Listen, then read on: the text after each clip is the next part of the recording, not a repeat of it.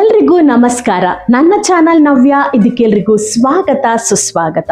ತುಂಬ ಸಮಯದ ನಂತರ ನಾನೊಂದು ರೆಸಿಪಿ ವಿಡಿಯೋ ಮಾಡ್ತಿದ್ದೇನೆ. ಇವತ್ತು ನಾನು ಮಾತ್ರ ಸಿಂಪಲ್ ಆಗಿ ವಾಟರ್ ಮೆಲನ್ ಐಸ್ ಕ್ಯಾಂಡಿ ಹೇಗೆ ಮಾಡ್ಬೋದಂತ ಈ ವಿಡಿಯೋದ ಮೂಲಕ ತೋರಿಸ್ತಿದ್ದೇನೆ.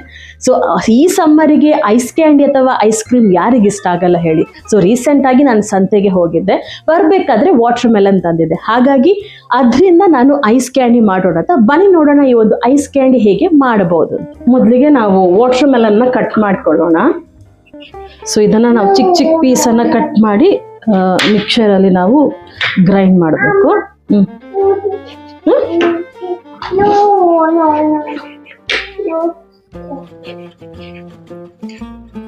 ಸೊ ನನ್ನ ಮಗಳಿಗೆ ಐಸ್ ಕ್ರೀಮ್ ಅಥವಾ ಐಸ್ ಕ್ಯಾಂಡಿ ಅಂದರೆ ತುಂಬಾ ಇಷ್ಟ. ಸೊ ಸ್ಪೆಷಲಿ ಈ ಐಸ್ ಕ್ಯಾಂಡಿಯನ್ನು ಅವಳಿಗಾಗಿ ಮಾಡ್ತಾ ಇದ್ದೇನೆ.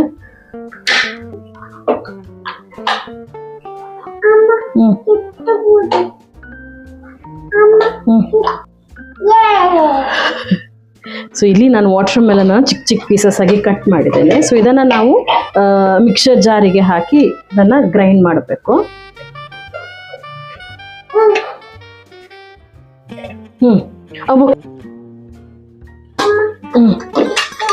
ಅದೇ ಗ್ರೈಂಡ್ ಮಾಡಬೇಕಾದ್ರೆ ಇದಕ್ಕೊಂದು 3 ಸ್ಪೂನು ಸಕ್ಕರೆಯನ್ನು ಹಾಕ್ತಾ ಇದ್ದೇನೆ.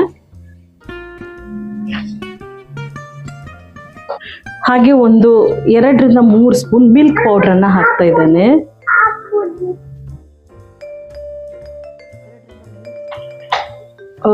ಹಾಗೇನೆ ಇದಕ್ಕೆ ಈ ಗ್ಲಾಸಲ್ಲಿ 1 ಗ್ಲಾಸು ಮಿಲ್ಕನ್ನು ಹಾಕ್ತಾ ಇದ್ದೇನೆ. ಸೊ ಒಟ್ಟಿಗೆ ಇದನ್ನು ನಾವು ಗ್ರೈಂಡ್ ಮಾಡಬೇಕು.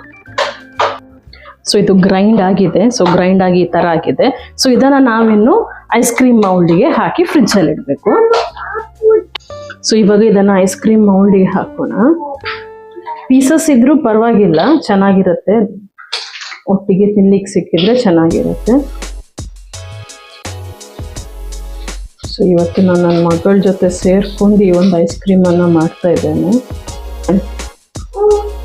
ಅಂತಲೇ ಬರೋಂತಲೇ ಪಾಡ್ಗ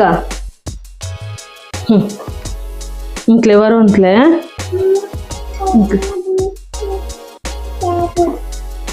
ಪಾಡ್ಲೇವೆ ನೈಕ್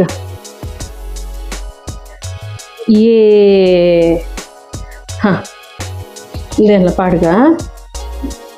ವೆರಿ ಗುಡ್. ಹಾ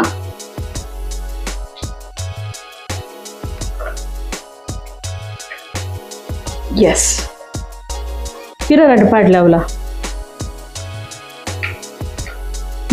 ಪಿರೋಂಜಿ. ಗುಡ್. ಹಾಂ ಥ್ಯಾಂಕ್ ಯು. ಹಾಂ ನನ್ನ ಫ್ರಿಜ್ ಇರ್ದೀಕಾ ಸೂಪರ್. ಸೊ ಇದು ಇವಾಗ ನಾವು ಮೌಲ್ಡಿಗೆ ಹಾಕಿದ್ದೇನೆ. ನಾನು ಮತ್ತು ಮಗಳು ಸೇರಿ ಇದನ್ನು ಮೌಲ್ಡಿಗೆ ಹಾಕಿದ್ದೇವೆ. ಸೊ ಇನ್ನು ಇದನ್ನು ನಾವು ಫ್ರೀಝರಲ್ಲಿ ಒಂದು 7 to 12 hours ಇಟ್ಟರೆ ಚೆನ್ನಾಗಿರುತ್ತೆ. ಆಲ್ಮೋಸ್ಟ್ 8 hours ನಾನು ರೆಫ್ರಿಜಿರೇಟಲ್ಲಿ ಈ ಒಂದು ಕ್ಯಾಂಡಿಯನ್ನು ಇಟ್ಟಿದ್ದೇನೆ. ಸೊ ಇವಾಗ ನಾನು ಇದನ್ನು ಹೊರಗೆ ತೆಗೆದು ಒಂದು ಸ್ವಲ್ಪ ಹೊತ್ತು ನೀರಲ್ಲಿ ಇಡ್ತಿದ್ದೇನೆ. ಸೊ ಯಾಕಂತ ಹೇಳಿದ್ರೆ ಅದು ಮೌಲ್ಡಿಂದ ಚೆನ್ನಾಗಿ ಹೊರಗೆ ಬರುತ್ತೆ. ಸೊ ಇವಾಗ ನಾನು ಇದನ್ನು ನೀರಲ್ಲಿ ಇಡ್ತೇನೆ. ಸೊ ನಾನಿವಾಗ ಈ ಮೌಲ್ಡನ್ನು ಒಂದು ಬಟ್ಲಲ್ಲಿ ನೀರು ಹಾಕಿ ಇಟ್ಟಿದ್ದೇನೆ. ಒಂದು ಸ್ವಲ್ಪ 5 to 10 minutes ಇಟ್ಟರೆ ಐಸ್ ಕ್ರೀಮ್ ಅದರಿಂದ ಚೆನ್ನಾಗಿ ಹೊರಗೆ ಬರುತ್ತೆ.